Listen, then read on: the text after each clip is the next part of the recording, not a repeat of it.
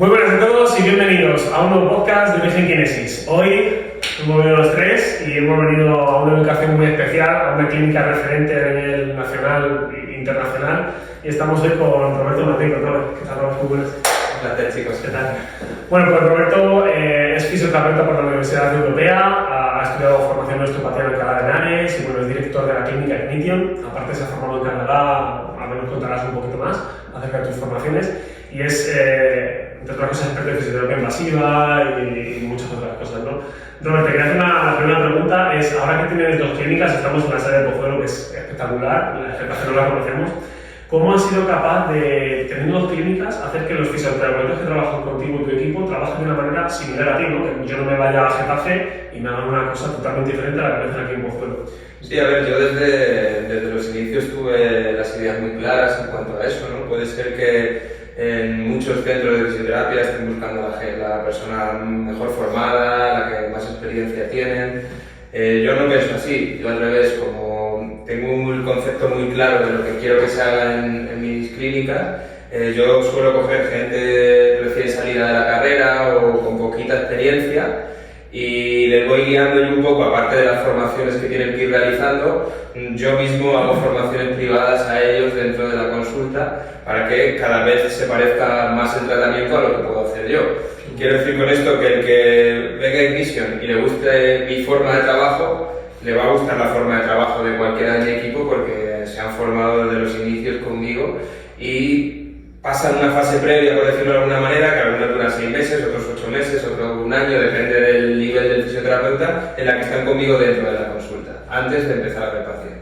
Entonces, me están ayudando a mí con la tecnología, si queréis hablamos un poco de todo lo que tenemos, pero me ayudan un poquito con la tecnología y a la vez están dentro de mi consulta todo el rato viendo cómo valoran los pacientes, cómo los tratamos, les enseño fotografía, qué hago, por qué lo hago, y bueno, y eso es un poco como un periodo de formación previo que tienen antes de empezar a pasar consulta con pacientes. ¿Y hacer formaciones internas cada mucho tiempo, cada poco tiempo? Pues nosotros, mínimo yo hago 3, yo, al año, a todos los compañeros, por la metodología que, bueno, pues te digo que ahora hablaremos un poco si queréis de lo que aprendimos ahí en Canadá. Y luego aparte suelo traer a los referentes, ¿no? Pues hace poquito hemos tenido a Nelson, que es un especialista de aquí de Madrid en terapia facial, 2 meses antes estuvo José Manuel Sánchez, creador de la EPI, bueno, Ana de Grot ha venido a darnos una formación privada también en ecografía, pero bueno, intentamos traer siempre a los máximos referentes de determinadas técnicas, de determinada aparatología, para que nos enseñen, que nos vaya una continua formación, ¿no? Yo creo que al final siempre todos tenemos que aprender, todos tenemos que reciclarnos y creo que eso es un poco lo más importante, ¿no? Mantener esa humildad sabiendo que bueno, pues siempre tiene alguien algo que enseñarte, ¿no? A mí ahora, antes de pasar a la forma de trabajar, me gustaría algo un poquito más personal, el conocer más a Roberto del pasado y qué es lo que le llevó a ser fisioterapeuta y cómo ha sido tu camino desde entonces hasta ahora. Pues me gusta mucho contarlo, porque yo en los estudios del instituto pues no era el mejor estudiante del mundo, me gustaba mucho más salir que estudiar, ¿no? Era una época muy diferente al Roberto de ahora. Y bueno, yo empecé ingeniería informática porque realmente no me daba la nota para otra cosa, yo tenía un 5,4 o algo así de media, no lo recuerdo bien, y solo me daba para hacer una ingeniería informática.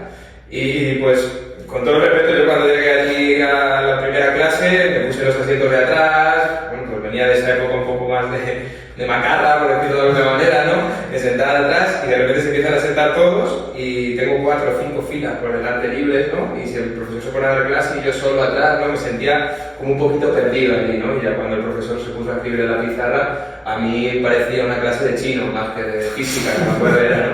No entendía nada, ¿no? Entonces, bueno, tuve la suerte y siempre digo la suerte, fijaros lo que voy a decir, de hacerme un esguince en aquella época. Yo jugaba al fútbol y me hice un esguince, y bueno, pues lo típico, ¿no? En aquella época no conoces a nadie, eres un chaval todavía, y fui a la clínica de enfrente de mi casa, ¿no? Con Diego, todavía le recuerdo.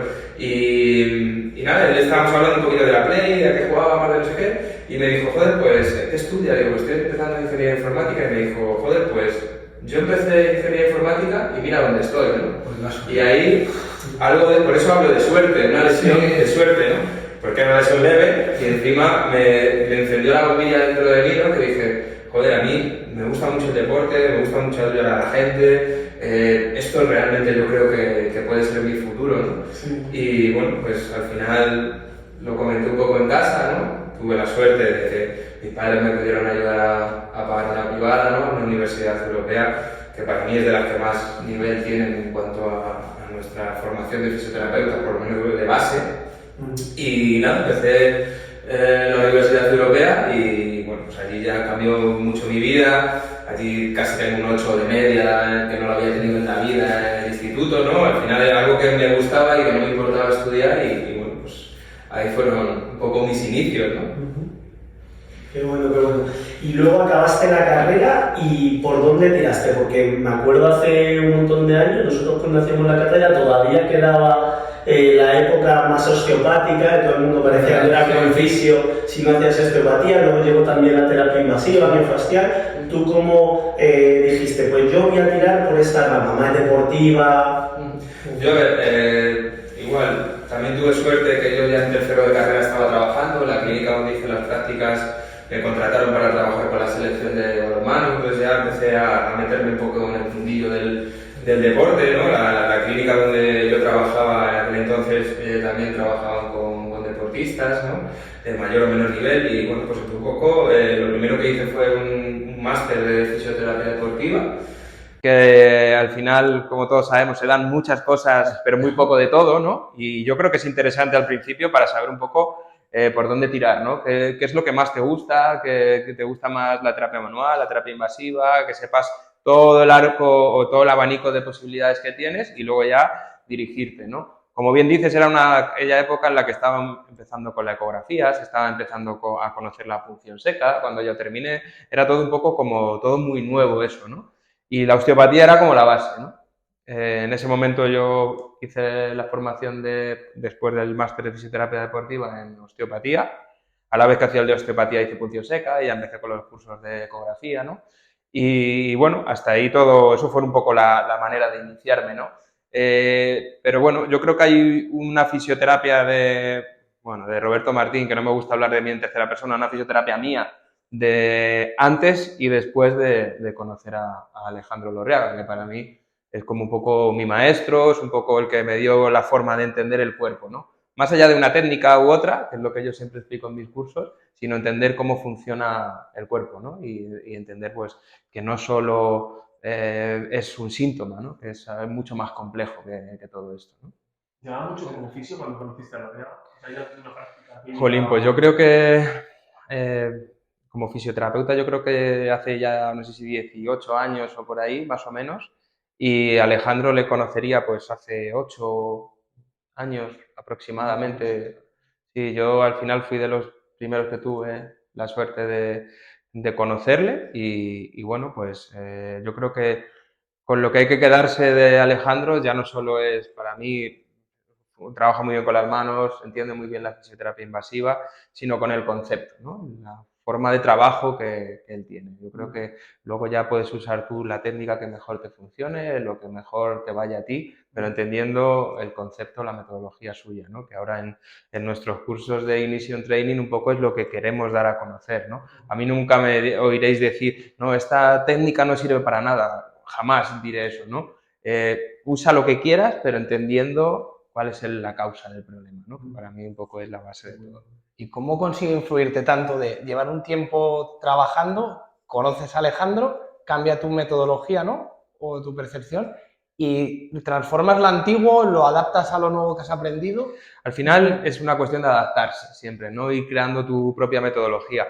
Para mí cambia todo de verdad, ya no solo cuando conozco a Alejandro, que le conocí en Barcelona, haciendo una formación que hicimos muchos fisioterapeutas allí, sino cuando fui a Estados Unidos, antes de ir a Canadá, hicimos disección en cadáver. Yo creo que cuando ves la disección en cadáver que hacen allí en Estados Unidos, es disección en cadáver fresco, es disección que no cortan por piezas, porque al final ya sabemos que hay una conectividad, que el sistema fascial va a conectar absolutamente todo, ¿no? Eso ya es de sobra conocido. Las relaciones anatómicas que hay entre un músculo y otro, como un músculo se continúa con otro, como eso del origen y la inserción, es mentira. Es una referencia que hay que saber, que hay que conocer, que hay que tener esa base, pero realmente todo está súper conectado, ¿no? Entonces, cuando vas a hacer disección en cadáver y yo veo la columna, por ejemplo, y me explican en osteopatía que la vértebra, y no es una crítica, es un comentario sin más, está en FR no sé qué, yo digo, esto es mentira. O sea, hay un tramado ligamentoso, o sea, no digo que no esté en disfunción ni nada, pero que es algo mucho más complejo que tratar solo ahí, ¿no? Creo que con una técnica solo, sea la que sea, nos vamos a quedar muy cojos, ¿no? Y luego cuando ya te enseña su concepto y ves que tratando un tobillo mejora la movilidad de la cadera, o que, no sé, que tratando el colon sigmoide de repente el glúteo medio se activa mejor, no sé, ese tipo de conexiones anatómicas reales que las ves en el cadáver y dices, ostras, es que hay una conectividad real, ¿por qué el colon sigmoide va a mejorar la función del glúteo medio, ¿no? A lo mejor tenemos un deportista de élite que tiene problemas de gases o problemas de estreñimiento y resulta que está teniendo problemas de rodilla. Y realmente es porque no es capaz de activar el glúteo medio, nos liamos allá a hacer ejercicio del glúteo medio, a tratarlo, nos volvemos locos, a pincharlo, lo que haga falta y dices, ostras, es que el problema no, o la causa del problema no está ahí, ¿no? Entonces, eso es un poco el concepto, ¿no? El cambio de metodología, el cambio de idea a la que te lleva Alejandro, ¿no? Tener en cuenta el sistema nervioso periférico, el sistema nervioso central, el sistema nervioso autónomo, la fascia, la conectividad entre músculos, ¿no? Todo eso es un poco entender el cuerpo de una manera mucho más global todavía que lo puede hacer la osteopatía, ¿no? Que al final es un concepto muy bueno porque es un concepto muy global y son técnicas de osteopatía que funcionan. Yo no digo que no funcionen, pero yo lo que pongo en duda es un poco el por qué funciona. El argumento, ¿no? El argumento, eso es. Son técnicas que a día de hoy yo sigo usando, pero no en esa base de, bueno, pues que yo estaba, me acuerdo, en el máster de osteopatía, que era el profe, oye, profe, me duele aquí la espalda, hoy me he levantado, no sé qué me ha pasado, y me ponía para un lado, hacia atrás, me ponía para el otro, atrás, y decía, bueno, y aquí la valoración y el ver para Sí, dónde ¿no? está, ¿no? ¿Cuál es la fuente del origen? Entonces a mí eso yo decía, digo, ostras, digo, si a mí me pones para un lado y te importa un comino todo, ¿no? Porque es así, ¿no? Y yo creo que son técnicas que funcionan muy bien, pero entendiendo por qué las haces y el concepto, ¿no? Por qué mejoran o por qué tienen esos efectos positivos en un paciente, ¿no? Un punto de vista más global, ¿no? Y, que es difícil evidenciarlo, pero que es que lo ves en práctica diaria, es verdad, es real, hay que saber tener ese arte, ¿no? De la fisioterapia, que es ciencia y es arte también. Claro, yo siempre en los cursos lo digo, ¿no? Porque me dicen, joder, Robert, es que vienes aquí y nos dices todo, nos cuentas todo, nos explicas todo, nos enseñas todos los vídeos, te da todo igual. Y digo, si verlo es muy fácil, pero ahora tienes que estar tú delante del paciente y llegar a esto que te estoy explicando. O sea, llegar a que este jugador se está rompiendo los isquios cada 2 por 3 porque cuando tenía 19 años un portero le empujó, se dio un cabezazo contra la pared contra el palo y desde ese golpe en la cabeza ha generado tensión neural en la cadena posterior y está rompiéndose. Hay que llegar a eso, ¿no? Y eso es a base de tocar, a base de valorar, a base de hacer muchos test, bueno, pues un poco también la experiencia. Pero por eso creo que dentro de que se me puede encasillar en el mundo de la fisioterapia invasiva, a mí eso me resulta muy gracioso porque voy siempre como ponente a los cursos de fisioterapia invasiva y mi tratamiento, el 90% es con las manos. Entonces es muy curioso, ¿no? Porque digo, claro, hay algunos fisios cuando entran y dices, pues tío, esto de tu fisioterapeuta invasivo, esto es mentira, esto es mentira, si todavía no me has puesto una aguja, ¿no? Porque al final pienso que para hacer bien la fisioterapia invasiva tienes que tener muy buena sensibilidad en las manos, ¿no? Siempre con el tema de la neuromodulación al final, que es un poco a lo mejor lo que más de moda está, no concibo el hecho de que alguien ponga una aguja sin tocar dónde están los cambios tróficos, no tiene ningún sentido. No es lo mismo poner la aguja donde mejor vemos el nervio con la ecografía, que donde hay cambios tróficos y a lo mejor pones la ecografía y no le ves. Por eso te cambia un poquito el concepto, la disección en cadáver, ¿no? Porque te das cuenta que el nervio no es un tronco nervioso y ya está, ¿no? Que está súper ramificado. Entonces, no es lo mismo trabajar sobre el tronco nervioso que sobre la rama que realmente está irritada y que nos está provocando esos cambios disfuncionales, ¿no? No digo que no mejores, sí mejoran todos, pero te da un puntito más, ¿no? Y para eso, primero, tenemos que valorar, tocar y creo que es un poco, para mí por lo menos, la clave, ¿no? Por eso cada vez utilizo más la terapia manual previa al tratamiento invasivo. Creo que es mucho más efectivo si quitamos los cambios tróficos, ya sea con masaje, con terapia facial, con microacondicionamiento, con la técnica que cada uno le guste y luego hacemos la terapia invasiva. Para mi gusto siempre es mucho más efectivo que si vamos con la terapia invasiva directamente. Eso es un poco, pero bueno, es una opinión. Sí, Sí. no, A nosotros nosotros que nos gusta opinión.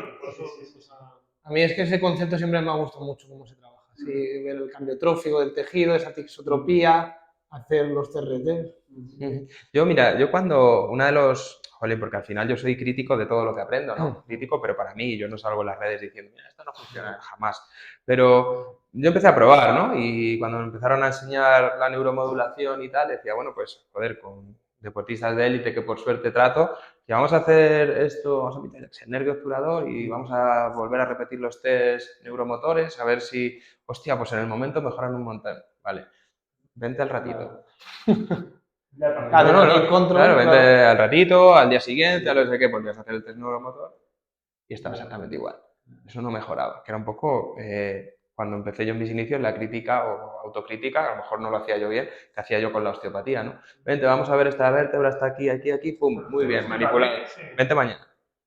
Y de repente, otra vez. Porque solo había hecho eso, ojo, que no estoy hablando, que hay que hacer un montón de cosas siempre en la terapia, ¿no? Pero entonces me di cuenta de que eso no era suficiente, ¿no? Que ahí faltaba algo de base. Y cuando, bueno, pues dices, bueno, pues este futbolista, yo qué sé, se está cargando el aductor normalmente o tiene ese tipo de problemas, pues yo qué sé, si tiene una subastragalina bloqueada y el tibial posterior está inhibido, ya sabemos que el aductor se va a sobrecargar más. Pero es que si no desbloqueas ahí abajo, el aductor va a estar cargado y va a estar cargado y va a estar cargado, ¿no? Ahora se ha puesto de moda mucho, ¿no? ¿Por qué se rompen los cruzados, ¿no? Y voy un poco siempre por ahí, ¿no? Porque yo que me dedico mucho al deporte preventivo, ¿no? Al tratamiento preventivo con los futbolistas, sobre todo, y con los tenistas, es que se puede evitar. O sea, yo siempre lo he dicho, si, sobre todo con esa sobrecarga de aductores, con esos problemas de movilidad de tobillo, ahí es cuando, si el futbolista se rompe solo, algo ha fallado. Es mala suerte. Yo siempre le explico al futbolista, digo, es mala suerte porque es una putada. Porque ahora tienes de 6 a 8 meses por delante de recuperación. Pero no es mala suerte en el hecho de que haya sido mala suerte, que te hayas lesionado por una casualidad. A no ser que te vengan, yo que sé, el ejemplo de Camavinga, viene alguien, pum, te da un patadón, se rompe. Vale, eso sí que es mala suerte, de verdad. Pero si eres tú solo, eso no es mala suerte. La pandemia está este año, que este año no se sabe si lo asocian al mundial. ¿Tú por qué crees? Porque ahora en el fútbol de primer nivel este año está habiendo muchas más lesiones así graves. Sí, yo me fastidia mucho, por ejemplo, cuando compañeros en cursos y tal critican mucho a los compañeros que están dentro del equipo, ¿no? Estar dentro de un equipo tienes que estar, es muy difícil, son muchos jugadores, los jugadores se quieren tratar a veces, otras veces no. El tiempo para hacer este tipo de trabajo preventivo no lo tienen y hay veces que si lo tienen el jugador tiene hambre y se va a casa. Entonces no es una cuestión de un problema de nuestros compañeros si están ahí es porque son muy buenos, ¿no? Para mí el principal problema es precisamente ese, ¿no? Que vamos a... Yo he tratado, por suerte, con deportistas de muy élite y me rompo. Vienen a mí y digo, a ver, ¿qué tratamiento te están haciendo? Pues mira, me hacen aquí en la cicatriz que se me produce siempre, terapia facial y EPI y un montón de técnicas, pero en el síntoma donde me rompo. Y yo creo que lo que falta es un poco, ¿me estoy rompiendo siempre los isquios o por qué? O me duele siempre la zona cervical, ¿por qué? O yo qué sé, se me sobrecarga el pubis, ¿por qué? Yo creo que eso es un poco lo que nos falta, ¿no? En el cruzado en particular, que el foco es un poco lo más de moda, sabemos que la rodilla siempre tiene que entrar para adentro cuando se rompe el cruzado, ¿no? Si no, no llega a romperse, ¿no? Entonces hay que tener muy en cuenta la movilidad del tobillo, ¿no? Nosotros, siempre que perdemos la movilidad del tobillo en flexión dorsal hacia adelante, la compensación es esta, meter la rodilla hacia adelante, no siempre es una inhibición del glúteo medio, ¿no? El glúteo medio muchas veces es como la consecuencia de que el tobillo esté bloqueado, ¿no? Si tenemos un bloqueo articular del tobillo, sobre todo de la subastragalina, que es lo más típico, la primera compensación es meter la rodilla para adentro. Entonces ya ahí va a empezar a tener un poquito más de riesgo el deportista. La segunda cosa que le pasa al futbolista es que el tibial anterior normalmente se sobrecarga mucho, porque como el tibial posterior y el flexor largo del dedo gordo, cuando tienes bloqueada la subastragalina, se inhiben, el tibial anterior empieza a trabajar muchísimo más. una de las conexiones anatómicas que vemos en los cursos y que yo enseño siempre en mis cursos cuando pongo los vídeos de disección, el tibial anterior se une a la cintilla y al glúteo medio. Es como si fueran uno. Entonces, si el tibial anterior está tirando para abajo, el glúteo medio es incapaz de activarse. Imposible. Entonces, si el glúteo medio es incapaz de activarse y encima ya metía la rodilla para adentro, nuestro glúteo medio lo que hace es evitar precisamente eso, ¿no? Que metamos la rodilla para adentro. Inhibición del glúteo medio y bloqueo articular del tobillo. Tenemos dos posibles causas pues de que el jugador se nos pueda lesionar el cruzado. Puede ser que sí o que no. Que luego puede ser que haya descansado bien o no, que se cuide más o que se cuide menos. Bueno, hay mil factores, la nutrición, todo influye, ¿no? Pero a nivel funcional, así de dos pinceladas, es para mí lo que más veo, lo más habitual. Y es que es súper típico, ¿no? Son jugadores que tienen problemas en la rodilla. No hay ninguno que, yo siempre digo, los grandes amortiguadores son el tobillo y la cadera. Si a la rodilla a nivel articular la está pasando algo, o bien por arriba o bien por abajo, está pasando algo. De alguna descompensación, algo que no se mueva bien, algo que no estabilice bien, pero siempre va a ser por arriba o por abajo el problema, ¿no? La rodilla como causa primaria, yo siempre digo, el codo y la rodilla nunca es la causa primaria de nada. Es verdad. Eso es, son los que sufren, ¿no? Pero nunca el problema empieza ahí, ¿no? Nunca. Puede ser que el síntoma sí, pero el problema de base ha empezado. Y más cuando hablamos del deporte y del deporte de élite, ¿no? Que es lo que estamos hablando. Los futbolistas o los deportistas profesionales tienen una capacidad de adaptarse a todas esas descompensaciones brutal. A lo mejor empiezan a descompensarse en enero y en marzo se rompen. Por eso, porque se van adaptando. Bueno, no contraigo el glúteo medio, bueno, pues activo más piramidal y cuadrado femoral. Ese piramidal y cuadrado femoral ya me comprime el ciático, ya tengo tensiones en la cadena posterior. Y empezamos a intentar salir del paso, ¿no? Y el futbolista tiene esa capacidad de adaptarse, ¿no? O sea que al final dice, estoy tieso, ellos no te dicen, oye, tengo bloqueado por aquí, esto no se mueve, o tengo el colon sigmoide con una irritación, ¿no? Por desgracia no nos dicen eso, ¿no? Entonces al final creo que hay que valorar mucho más allá. Yo siempre digo que cuando te dedicas al deporte preventivo, yo y aparte de hacer gestiones he estado pasando un poco rápido, pero viendo los futbolistas que llevo en sus propios partidos.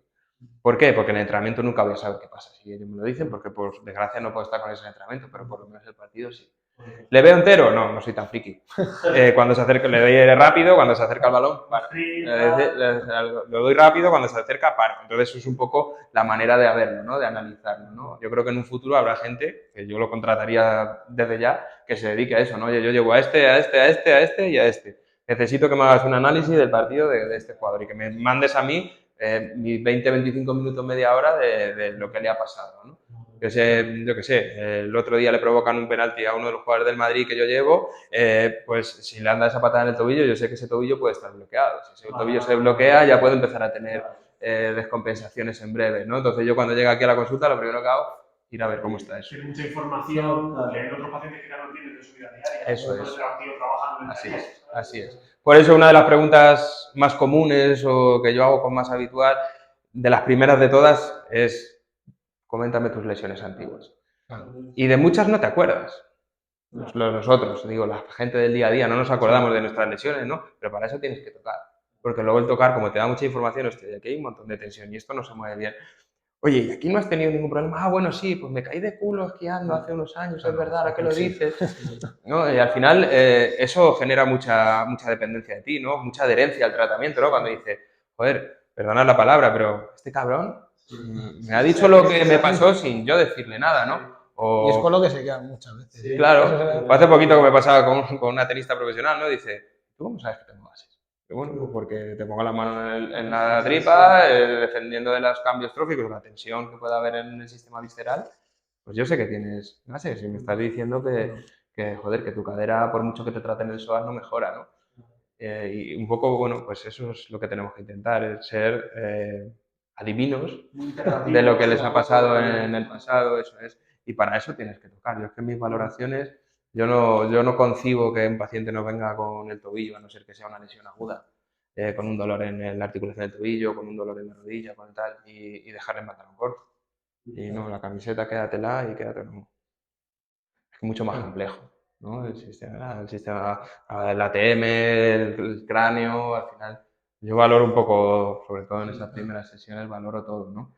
Y luego el tratamiento lo enfocamos a todas las descompensaciones que hemos visto. Me da igual que vengas con el pubis, me da igual que vengas con la cintilla, me da igual que hagas con el Aquiles, ¿no? Yo siempre voy a intentar hacer un enfoque integrativo y global. Y si se lo explicas bien a los pacientes, porque muchas veces, joder, los compañeros fisios, ¿no? En los cursos me dicen, ¿y estás 3 horas con los pacientes? Y digo, con algunos sí, ¿Cuánto tiempo llevas? ¿no? Claro. Con algunos, depende de lo que tengan, sí. Claro, a mí me vienen pacientes que siempre digo de broma que acaban, en vez de aparcar ahí el coche, aparcan un ovni y aparcan ahí porque vienen de Marte, que dices, estos me han visto 15 fisioterapeutas, y digo, madre mía. Y yo cuento con que todos lo han hecho bien, por supuesto, yo siempre cuento con él.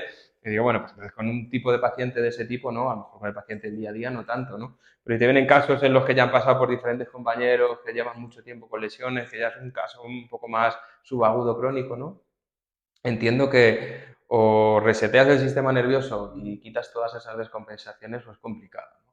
Incluso el tratamiento preventivo. Y el tratamiento preventivo menor de 2 horas, 2 horas y media es imposible que esté cuando hablas con el deporte de élite, ¿no?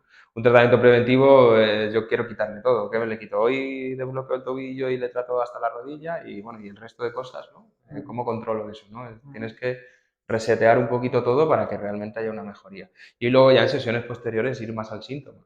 Pero es que muchas veces desaparece el síntoma, pero en un porcentaje demasiado elevado, ¿no? Y luego yo creo... Claro, y luego sobre todo hablando ya de recaídas, ¿no? Que al final en el deporte es un poco una de las cosas que más tememos, ¿no? Eso de que un jugador se rompa y se rompa otra vez, o se lesione mucho, ¿no? Y dices, joder, es que si no trabajas todo desde la causa, no le dedicas un tiempo, se va a volver a recaer, 100%. O sea, yo muchos de los jugadores es que se los ve. O sea, tú los ves jugar antes y dices, joder, qué mal está este chico, qué lento está, que joder, ya 2 goles por su culpa, o parece que está fallón, y de repente se lesiona.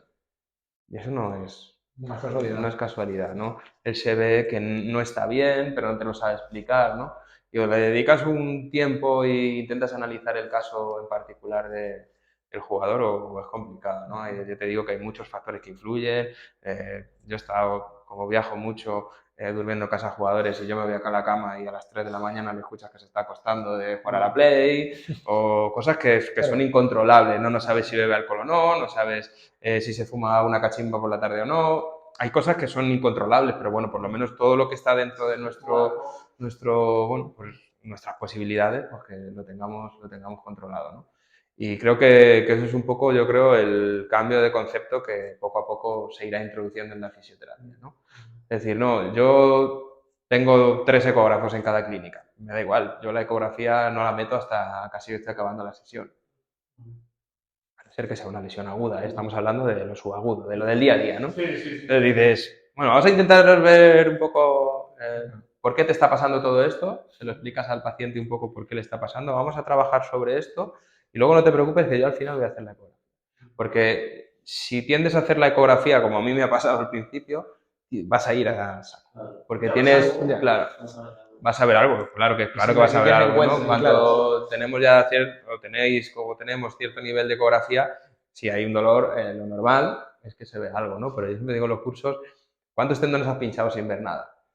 Y no hay ninguno dentro de los 20 o 30 del curso que no haya pinchado nunca en su vida un tendón sin ver nada. Pues si le duele el rotuliano, tiene que tener el rotuliano, ya sea lo puedo ver, no lo puedo ver, ¿no? Y eso es un poco a lo que te lleva la ecografía. Yo si invierto en los mejores ecógrafos, evidentemente es porque le doy mucha importancia a la ecografía y creo que es un arma súper potente que tenemos, ¿no? Pero nunca lo primero, para mi gusto. En lesiones subagudas, ¿no? En lesiones agudas es otra cosa. Me ha dado un pinchazo, ¿qué vas a hacer? ¿No? La primera sesión, por lo menos, vas a tratar un poquito lo que es el síntoma, ¿no? Y luego ya en las sesiones posteriores, pues ir un poco a ver el por qué se ha roto, ¿no? Hemos visto entonces que, pues, lo hemos comentado de pasada, pero su forma de trabajar es distinta a la del 95%, me atrevería a decir, de los fisioterapeutas en España, ya por el simple hecho que se salen paciente hora que es muy difícil, que ya hay en algunos, a nivel europeo sí que se han salido un poco y trabajan más por programa. No sé cómo será tu forma de trabajar a la hora de viene un paciente, cómo se lo planteas, si es, oye, pues mira, por objetivo vamos a hacer este programa, tal, como un nutricionista al final. Y luego también tenemos mucha curiosidad de una persona como tú que nos has dicho que trabajas tanto con las manos y a nivel invasivo, cómo integras y ¿qué dispositivo de tecnología tienes? Bueno, pues, a ver, el cómo integras todo es, yo siempre digo que una buena valoración con una buena historia clínica y en base a eso una valoración funcional y todo, y tocar y tal, hacer un buen razonamiento clínico. Creo que una vez que tienes el razonamiento clínico ya es muy fácil introducir fisioterapia, tecnología. Por eso necesitas saber cómo funcionan los equipos, qué funciona, yo qué sé, ves a mucha gente, pues ahora te hago una EPI y a la vez te estoy haciendo un láser de alta potencia, por ejemplo, y dices, qué tontería, estás provocando una respuesta metabólica, inflamatoria con la EPI para intentar regenerar un tejido y a la vez un efecto antiinflamatorio. Hay cosas que yo veo en las redes que quedan muy bonitas, pero dices, no tiene sentido, ¿no? Entonces tienes que intentar saber la tecnología que tienes, para qué sirve, en qué momento ponerla y todo esto, ¿no? Nosotros siempre hacemos una primera sesión de valoración y ahí ya enfocamos el tratamiento, ¿no? Hay pacientes que por su problema, que es un poco más grave y tienes que intentar evitar una cirugía, que sí que le ofreces un plan de tratamiento, yo lo suelo hacer de un mes, y decir, pues esta semana te vas a salir todos los días porque vamos a meter esta tecnología, esta y esta, y esta tecnología sirve para esto sirve para lo otro, y le explicas un poquito, así te hago yo el seguimiento más del día a día, y luego ya a lo mejor a partir de la tercera semana ya con que en función de cómo vayas, pues lo vamos adaptando, ¿no? Y le haces un precio de un mes. Eso sí que es un poco una metodología habitual nuestra de trabajo. En la primera sesión de evaluación, únicamente. Normalmente sí, y si ves que es un paciente, porque joder, todos sabemos lo que es el día a día, ¿no? Si ves que ya te está poniendo caras porque no le haces nada, pues te pones el disfraz de fisioterapeuta de hace 10 años y le haces algo sobre el síntoma y ya está, ¿no? Que se quede tranquilo, que vea que bueno, que vamos a trabajar sobre el dolor, que no te preocupes, pero si no trato todo esto, la mayoría de los pacientes lo entienden, ¿no? Lo entienden, sobre todo la gente un poco que se dedica más al deporte lo entiende muy fácil, ¿no? Luego ya con los otros, pues tienes que hacer por entenderte, ¿no? Y al final es él el principal protagonista. Tú vas a hacer todo lo posible, o todos hacemos todo lo posible porque se recuperen, ¿no? Si él no quiere entenderlo, ya no es un problema nuestro, ¿no? Ya es un problema de, bueno, pues que a lo mejor hay un factor psicosocial o psicoemocional que también está afectando por ahí. Bueno, hay que tener en cuenta todos los factores y siempre intentar ayudar, ¿no? Hay veces que yo propongo esas sesiones largas y me dice, no, Robert, yo son mucho para mí, yo prefiero venir. Bueno, pues vamos a intentar hacerlo, pero que sepas, lo primero, que te vas a gastar más dinero, 100% que te vas a gastar más dinero, y lo segundo, que a mí no me exijas. Quiero decir, yo se lo digo muy claro, yo digo, a mí no me exijas porque yo te estoy diciendo que para recuperar tu patología tenemos que hacer esto, esto y esto. Si tú solo quieres hacer el 20% de lo que yo te estoy proponiendo, quiero decir, luego no vengas a darme a mí la responsabilidad, ¿no? Intentar poner la responsabilidad en el paciente, ¿no? Y bueno, eso es un poco la manera que tengo yo de enfocárselo. La verdad es que cada vez más pacientes te dicen que lo que haga falta, ¿no? Sin problema. Es cierto que, bueno, cuando ya hablamos de fotobiomodulación, de la MBST, la resonancia magnética terapéutica, aparatos que ya son caros, pues bueno, pues hay pacientes que no se lo pueden permitir y es entendible y bueno, pues intentas hacer otro tipo de cosas, ¿no? Pero al final la inversión es salud, ¿no? Es intentar recuperarte de algo que te está limitando en tu día a día. Entonces, depende de cómo sea ese límite, pues tienes que hacer más o menos inversión, ¿no? Parece que en comprarnos un coche de 30.000 euros no importa pedir un préstamo y hacer un tratamiento de 2.000 es una locura, ¿no? Ostras, pues cada uno tiene sus preferencias y hay que entender a todo el mundo, ¿no? Nosotros intentamos explicarles, darles un poco nuestro punto de vista, el por qué vamos a hacer todo este tipo de cosas, ¿no? Y yo creo que ya hay poco porcentaje que al final, bueno, pues no acepta el tratamiento, no quiere o, bueno, o tiene otras preferencias. Uh-huh. Y Robert, hay uno, pacientes que quieren con Robert, hay muchísimos, ¿no? A lo largo de estos años. Entonces, ¿cómo has llevado tú esa transferencia de decir, bueno, todos quieren con Robert, pero claro, tú tienes que empezar a tener una gente que trabaja contigo de manera parecida, pero no son Robert? Entonces tienes que ir derivando y cómo ha ido bajando tu número. Entiendo que ahora tienes mejor clínica, que cuando empezaste ya a hacer más gestión. ¿Cómo ha ido cambiando? Sí, a ver, nosotros aquí en la clínica, no lo hemos comentado, ¿no? Pero cada uno tenemos nuestra agenda. Yo no veo a todos, ese no es mi concepto, yo veo a los míos y si ellos me piden ayuda ya en un momento dado, vemos a los suyos. Siempre que hay algún paciente que no va para adelante, hacemos o bien sesiones clínicas con el propio paciente delante, en el que estoy yo en la sala, o reuniones entre nosotros, ¿no? Para intentar darles un punto de vista diferente e intentar ayudarle en la medida de lo posible, ¿no? Es un poco el enfoque que hacemos, ¿no? Y bueno, intentando sobre todo no tener mucha lista de espera. Y eso dices, bueno, y si hay tantos pacientes que quieren con un fisioterapeuta determinado, ¿cómo lo haces eso? Yo siempre digo que si tú tienes más de una semana de lista de espera es porque cobras muy barato, para lo bueno que eres. Me refiero a ti, al fisio que sea. Y yo en los cursos lo digo, si tú tienes 3 semanas de lista de espera es porque estás cobrando muy barato, para lo bueno que eres. Entonces, eso es un poco, yo no puedo decir, esta mañana me han llamado 3 futbolistas de repente, decir, no, es que hasta dentro de 20 días no puedo verte, eso es un absurdo. Y me llama una persona muy fastidiada, ya no sea del deporte de élite, y yo no puedo dejarla 3 semanas sin verla, ¿no? O hoy mismo tratas a los pacientes que vaya a tratar ahora por la tarde y decir, no, hasta dentro de 3 semanas no te veo, ¿no? Que me ha pasado hace años y ahí un poco cambié el chip, ¿no? De decir, creo que todos, claro, todos al final, bueno, pues cada uno va adquiriendo su nivel o su reputación o lo que sea, pero no puedes tener mucha lista de espera, ¿no? Yo siempre, eso es algo que tengo muy, muy claro, ¿no? Si un compañero, el que sea, el mejor del mundo, tiene 2 meses de lista de espera, o un mes de lista de espera, o 3 semanas incluso de lista de espera, para mi gusto es que para lo bueno que es, cobra muy barato. ¿Y en qué momento rompes esa creencia limitante de subir el precio, de darte ese valor añadido? Claro, al final es un... Claro, o sea, yo siempre digo lo mismo, ¿no? Esto ya estamos hablando un poquito de la gestión de la clínica, ¿no? Pero dices, si tú tienes 3 semanas de lista de espera, sube el precio. ¿Por qué? Porque al final, tú, yo qué sé, ves ahora, me lo invento, 18 pacientes al día, por decir una burrada. 18 pacientes al día. A ver, si yo subo un poquito el precio, con ver 13 voy a facturar lo mismo, ¿no? Entonces, al final eso, me refiero, para una tranquilidad tuya, dices, joder, pues subo un poquito el precio, no exagerado. Hay determinados pacientes, evidentemente, que ya se van a empezar a derivar con otros compañeros que no tienen el mismo precio que tú y es un poco la manera que yo particularmente pienso, ¿no? Esa otra pregunta te voy a hacer. Si Robert, porque los fisios que son excepcionales, los hemos mirado y sé que son muy buenos de primera mano, pero Robert cobra la misma posesión que otros. No, y por este motivo. Al final es un poco, a ver, más experiencia, por todo un poco, ¿no? Y sobre todo por esa lista de espera, al final el que va teniendo lista de espera, pues se va subiendo el precio, es como un premio, ¿no? Al final es así, yo creo que es entendible, ¿no? Porque si al final, no, es que ese chico es muy bueno porque tiene 2 meses de lista de espera. Digo, pues para mi gusto es demasiado bueno para el precio que cobra. Entonces sube el precio y a ver si tienes esos 2 meses de lista de espera. Porque al final lo que te cambia no es el tipo lo que te cambia es el tipo de paciente que ves, no el número. Porque normalmente luego ya hay determinado tipo de paciente que dejas de ver para ver a otros. Y al final vuelves a lo mismo, ¿no? Pero trabajas mucho más tranquilo, ves a uno, ves a otro, sabes que el que viene realmente valora el tipo de tratamiento que estás haciendo, el tiempo, la inversión. Yo no hay semana que no estudie algo.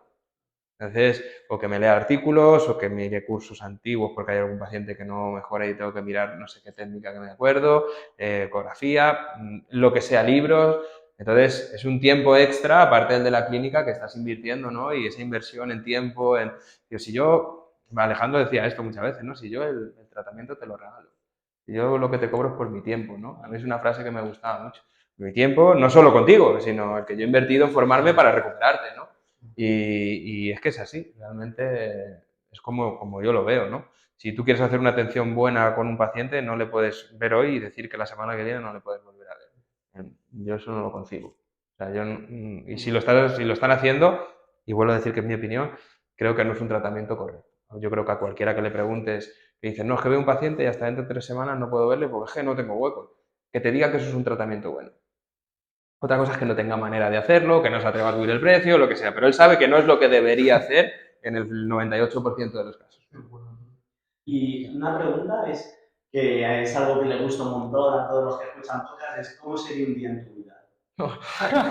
Hay dos iguales. A ver, partiendo de la base que seguramente no haya dos iguales. Sí, es curioso, ¿no? Es una buena pregunta, ¿no? Pero un día estás, yo qué sé, como me pudo pasar a lo mejor la semana pasada, no hace 2, bueno, joder, ahora tengo una semana de vacaciones, que disfrute, qué tal, pues suena el teléfono, al día siguiente estás en Dubái. Entonces, mi vida al final con el deporte de élite, pues es un poquito más más compleja, ¿no? Ahora se van a jugar la Supercopa de España y de momento estoy rezando que no pase nada para que no tenga que coger un avión cualquier día, ¿no? Y es cierto que, bueno, cuando vas cogiendo un poquito galones, por decirlo de alguna manera, reputación, llámalo como quieras, ya el 90% se desplaza. A lo mejor se cogen un avión cuando salen de entrenar, vienen, les trato y otro avión por la noche y se vuelven. Y al día siguiente están donde estén jugando, entrenando, ¿no? Ven tú a mí como yo. Sí, eso es, cada vez más, ¿eh? Y ya los viajes antes estaba, oye, ¿cómo vas? Y tal, y ya el cómo vas no lo pregunto. Entonces, mi día a día es... El día a día o sea, es complicado en ese sentido. En que tú sabes, es como cuando empiezas, yo sé que ahora empiezo en un ratito, pero no sé cuándo acabo. Más o menos. Sí. Pero ¿Eso es el número de pacientes que tienes esta tarde? Sí, eso sí. Eso sí. ¿Y cómo gestionas? Imagínate que vienes con el primer paciente, soy yo, el primer paciente, y dices, hostia, este tío tengo que evaluarle bien, y se te lía a lo mejor a 3 horas como Claro, a ver, o sea, que se me lía 3 horas así de primeras no es fácil, porque si no, nos volveríamos locos, ¿no? Pero yo siempre tengo una persona ayudándome conmigo y yo trabajo con 3 salas. Entonces, al tener 3 salas solo para mí, pues bueno, si algo se lía un poquito más de la cosa, tengo otros compañeros que empiezan a valorar, empiezan a hacer cosas y me van echando una mano, ¿no? Y yo voy al final... ¿Tienes 3 salas para ti? Para mí. Vale. ¿Qué pasa con la fin del momento ahí? Decirle, mira, vamos a poner neuromodulación porque crees que tienes que hacerlo. Sí, eso es. Y a lo mejor el paciente ya ha venido la semana pasada, ya tengo un poquito la idea. Ya le digo, oye, repásale esto, esto y esto y le vas haciendo microacondicionamiento en el tobillo, creo que se puede decir al compañero. El compañero ya se va poniendo con él y luego ya voy entrando y ya vamos un poco organizando la rueda, ¿no? Es que realmente no podría decir cuánto estás con un paciente, porque igual dices, igual con este claro. una hora y media, con este 45 minutos, Eso con este es. 2. Eso es.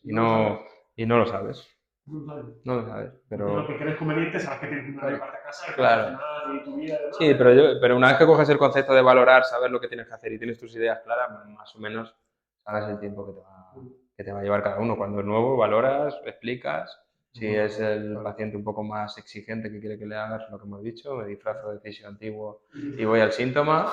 Y bueno, pues es un poco la manera que yo tengo de hacerlo. Yo no conocía eso. ¿Vosotros conocéis de alguna forma así parecida? Así de tener 3 salas. Claro, estamos tan obcecados del paciente, 1 hora, 50 minutos, tal, y si no... Sí, yo siempre, esta mañana lo hablaba con un chico comercial de la ecografía y tal, que queríamos cambiar los ecógrafos de Getafe y le decía, ¿no? Digo, cara, fulanito quiere abrir no sé qué clínica, digo, pero si es que con el concepto que tiene es imposible. El concepto ese de yo soy el fisioterapeuta, yo soy el bueno y yo tengo que tratar a todos es un error como un castillo de grande, ¿no? Porque yo cambié el nombre, para mí y con todo el cariño para los compañeros que tienen puesto su nombre en la clínica, me parece una paletada que yo hice en su día, ¿no? El poner Roberto Martín. ¿Por qué me parece una paletada? Porque al final todo el mundo va buscando el del nombre de la clínica. Yo cambié el concepto por eso. Yo ahora, mi clínica se llama Ignition y Ignition es un equipo de trabajo, no es un fisioterapeuta X, ¿no? Entonces, eso te viene muy bien. O sea, yo les puedo echar una mano cuando ellos quieran, pero ellos tienen su agenda, tienen su... Y es la única manera de poder seguir creciendo, ¿no? Porque tú al final hasta dónde creces, hasta donde tú llegues, si tú tienes que ver a todos los pacientes que pasan por la clínica, ¿no? Y tienes un límite, tú te autolimitas. Sin embargo, si tú eres un equipo de trabajo con un nombre o una marca X, puedes crecer todo lo que quieras. Yo podría abrir, no lo creo que lo haga, pero podría abrir 50 clínicas, ¿no? Porque al final se llama Ignition. Ignition es una forma de trabajo, es un equipo de trabajo con una tecnología premium y ya está, eso es Ignition. Ignition no es Roberto. Roberto es uno de ellos, ¿no? A lo mejor el que organiza un poco todo, sin más, ¿no? Y creo que es el concepto que hay que tener. Ahora nos han ofrecido abrir clínicas en Miami, nos han ofrecido abrir clínicas en Dubái, tenemos un montón de proyectos que te ofrecen por 1000 sitios. ¿Y por qué podría hacerlo? No digo que vaya a hacerlo, pero podría hacerlo porque yo realmente lo único que tengo que hacer es enseñar a determinados fisioterapeutas una metodología de trabajo, una inversión en una tecnología y ya está, ¿no? No tiene, o sea, no te autolimitas, no tienes límites. Podría faltar, Roberto, aunque no, pero podría no estar. Ahora tú pasas ahí por la clínica Getafe y está llena de gente. A escala militar, si Roberto ¿tienes en cada clínica a alguien que sea... ¿Es fisioterapeuta o es...? Es fisioterapeuta. O sea, yo tengo una persona, tengo 4 secretarias Entonces creo que es básico eso, ¿no? Al final... La secretaría, le das mucha Sí, importancia. mucha. Sí. Yo tengo una secretaria en particular que está más dedicada a la gestión de clínica y las otras 3 más a coger el teléfono y todo esto, ¿no? Pero no hay llamada que no se pueda coger. O sea, si cada llamada que no coges es un paciente que pierdes, ¿no? Entonces, mi amigo Javier Alfonso de allí de Coria fue uno de los que me dijo esto, ¿no? Y ahora le doy toda la razón y todo el agradecimiento del mundo, ¿no? Decir, hostia, él me decía, yo tengo 4 secretarias, y decía, 4 secretarias, cuando yo solo tenía una, ¿no? Y ahora que tengo 4, digo, es que necesito hasta 5, ¿no? Claro, es que necesitas ya cuando vas creciendo cada vez más, hay mucha gestión, muchas llamadas, muchos cambios, recordar las citas, mucho tema de gestión, ¿no? que a mí me quitan de ¿Y los trabajo. temas logísticos lo gestionas tú? Tipo, se avería el aire acondicionado. Yo nada, eso no. ¿Se lo llevas todo a la secretaría? Todo eso, ¿no? Si cualquiera que veamos algo, decimos, oye, esto pasa. El menganito que se astra este enchufe. Y ya está. Y que se encargan ellos. Y ellos se encargan. Te estamos preguntando mucho por gestión. Sí, bueno, es importante, ¿no? Al final es intentar entender por qué puedes tener 2 clínicas de 400 metros cuadrados y dices, ¿por qué tienes tú 2 clínicas de 400 metros cuadrados si yo me vuelvo loco en una de 70, ¿no? A mí me parece interesante para que la gente sepa, ¿no? Al final a mí, como yo siempre estoy abierto a todo, no me importa decir cuál es mi método o por qué yo puedo gestionar todo esto. Y a nivel de tecnología, ¿cuál es la máquina que tú consideras indispensable? Dices, esta es la que mejores resultados me está dando. Es difícil porque depende para qué, ¿no? Pero yo en el día a día en el que vivimos ahora, creo que todas las máquinas que trabajen de manera global sobre el sistema nervioso, sobre el sistema vascular, sobre el sistema del tipo que sea, sistema metabólico, al final, para mí uno de los que mejor funciona es los equipos de fotobiomodulación. Al final, los equipos de fotobiomodulación son láser de infrarrojo, reducen la inflamación al final, que es, bueno, pues es un poco cuando se irrita el sistema nervioso hay inflamación, cuando se irrita el sistema visceral hay inflamación, no es inflamación generalizada de bajo grado, que luego es la que nos va a provocar esa fibrosis sobre el sistema facial y esas adherencias y esa falta de movilidad, ¿no?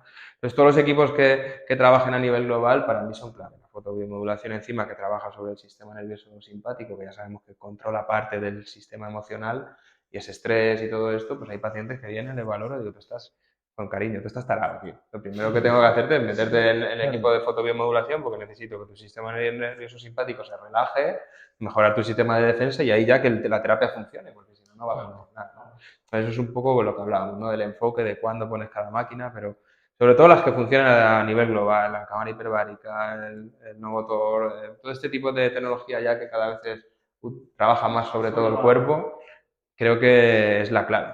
La putada son las más caras. Claro, son las más caras. Los tratamientos ¿Tienes lo mismo Pozuelo que allí? Sí, salvo allí que allí tengo la cámara hiperbárica que aquí no.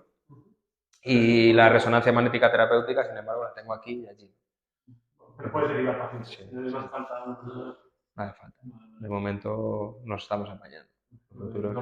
Claro, no, claro, al final, claro, la inversión aquí fue fuerte porque allí en Getafe es cierto que compraba una máquina hasta que no la rentabilizaba, no compraba la siguiente, fue muy poquito a poco y aquí ha sido todo de golpe, ¿no? Entonces, claro, abro aquí a full, o sea, ya si abres una clínica en la ciudad donde más renta per cápita hay de España, tiene que ser acorde al nivel de la gente, ¿no? O al nivel de la exigencia de la gente, ¿no? Entonces, hay que venir aquí con todo, ¿no? Y bueno. No preguntas más que tengáis, que no tenemos tampoco robar mucho tiempo, Robert.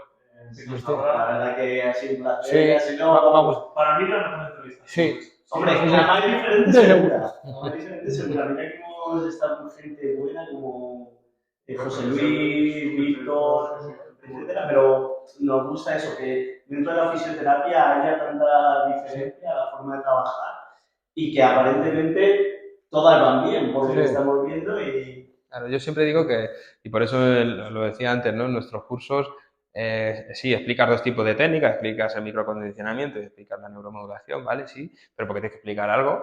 Pero yo siempre digo eso, ¿no? Si es que cualquier técnica, la que tú uses me vale, la que él use me vale y la que él use me vale cualquiera, pero entiende esto.